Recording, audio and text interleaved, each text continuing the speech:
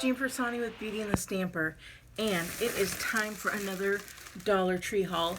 Now, I'm going to tell you, this one's not huge, and it's things that you can get at your Dollar Tree. And the reason I'm doing this is because I'm going to be doing DIYs this week, and I want to make sure that you can get down and grab some of your DIYs.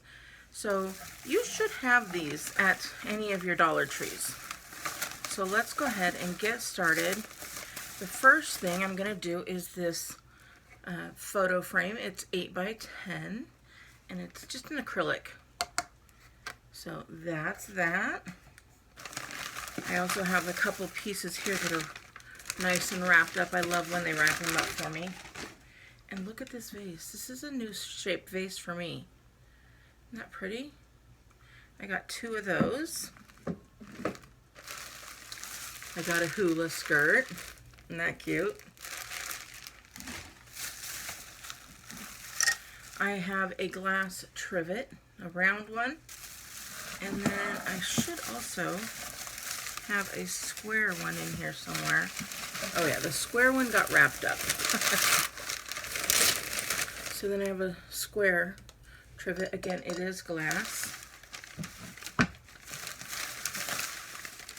That second hurricane vase that I was telling you about. Those are so pretty. Oh, I did get these because it's so hot. You could see how red my face is just from coming in from, it's 114 today. So hot. So I had to get these little, remember these jaw clips?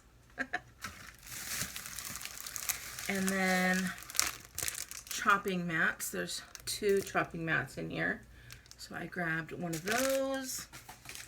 And then finally, one of these little chopping. So, what is it? A paddle cutting board.